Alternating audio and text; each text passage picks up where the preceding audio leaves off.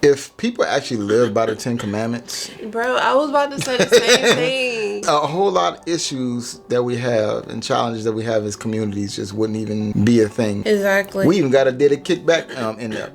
You know what I'm Exactly. saying? So, And then the thing that I was going to say, what I was thinking, like they tell people to not keep the Sabbath or whatever. They try to switch the Sabbath for a Sunday and stuff like that. But it's like, how can you sit there and say that you're not supposed to keep the Sabbath, but then all these other commandments that he listed with that falls in line underneath it? yeah, I've always thought something was odd about that.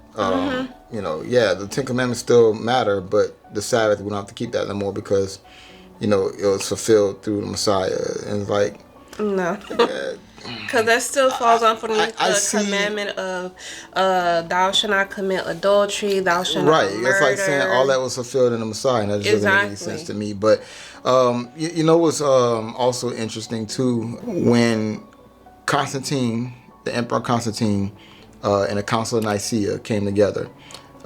They did a few things, none of which most people try to tell you they did. Like, they didn't invent Jesus at the Council of Nicaea like some people think. But what they did do is they did create some of the dictates of what it means to be Christian, or at least Catholic. If you go and read the Constantine Creed, and you can literally just Google it. The reason why now today everybody goes to church on Sunday and use Sunday is kind of like a rest day and everything like that, where they don't really do too much. You don't work on Sundays. The reason why you do that is because Emperor Constantine decreed that they were doing away with everything Hebrew. They wanted to completely separate themselves in the Christian religion away from anything related to Hebrew in any way, shape, form, or fashion. So they got rid of all the feast days. They substituted Passover with Easter.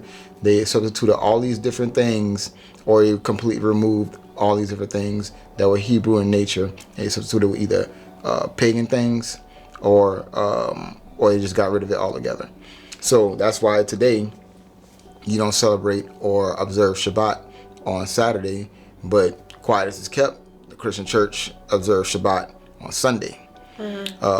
They don't believe that they're observing Sabbath, but that's actually what they are doing when they go to church on Sunday and they choose not to work and they choose to have family time and all those things like that. That's them actually celebrating Shabbat on Sunday.